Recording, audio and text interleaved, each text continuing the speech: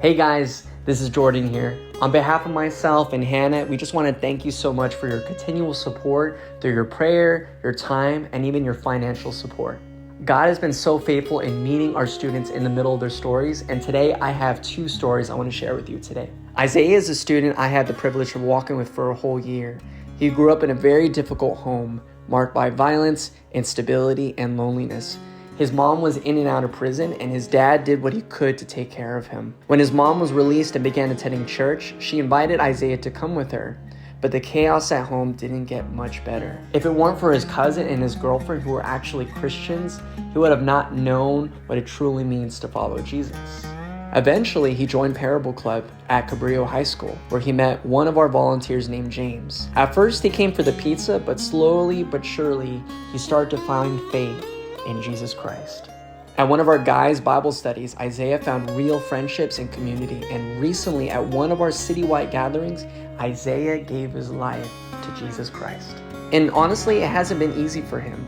A few months later, something unexpected happened. While getting his haircut, he experienced his first seizure. He hit his head on the floor and he woke up, and all of a sudden he was shocked that he had a seizure. And as he was going to the ambulance, he proceeded to have another seizure. He found out when he got to the hospital that he flatlined twice. Literally after giving his life to Christ, things weren't easy. It was in this moment at the hospital room, his mom was by his side. Isaiah was telling her, "Mom, I don't want to die." And the mom says, "You will be fine, my son, because God is going to save you and he's going to protect you." And so they both prayed together, and it was from this very moment that Isaiah knew that God was never going to leave him, even when life got really difficult. Isaiah hopes one day to share his story publicly, and I'm super excited to see how God is going to lead him in his story. One more story I want to share with you today is about Axel. Some of you have probably heard about Axel's story, but I'm going to reshare it again just because God is doing an amazing work in this kid's life. He grew up in Mexico, surrounded by fighting, stealing, and pornography, and he grew up with a lot of patterns that began to follow him. But one day, his neighbor invited him to church, and during worship, he felt something shift inside of him. So later, while watching a video about Jesus, he felt a warm hand on his shoulder, and no one was there, but he knew it was from God. When Axel later moved to the United States, life still remained difficult. He was bullied, he learned how to fight, and he let pride take over him. If it wasn't for the serious injury that happened in his life where he was left in a hospital, that's where Christ met him in the middle of his story. Then Axel decided to pray in the hospital room. "God, I pray that you would help me find a community that helped me grow in my faith." And then that's when he found out about Parable. Then Axel came to one of our Parable camps, and everything changed since then. He encountered God so deeply that ever since he came down the mountain, he felt the Great Commission just coming upon him to go and to tell the gospel to all the nations.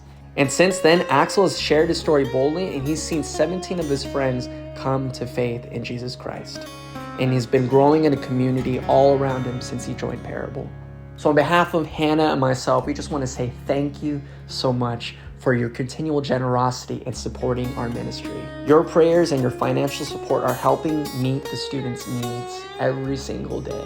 As we step into 2026, Hannah and I are trusting in God to provide for our daily needs as we step into the new year. We are asking the Lord to provide an additional $5,000 to help provide for the needs of our students and even scholarships for our camps for students, because not a lot of them can actually afford to go. And with your generosity, it would mean the world for our students. So as we approach the end of the year, would you prayerfully consider giving $100 or $200 as a special end of the year gift towards our ministry this year? There will be a link in the description below, or you can give online through our QR code on the screen right over here. If it weren't for your prayers and your financial support, many of these students would not be coming to Christ so generously. So on behalf of all of us, including myself and Hannah, we just want to thank you so much for your continual generosity. Thank you so much. We want to wish you a Merry Christmas and a Happy New Year. I'll see you later.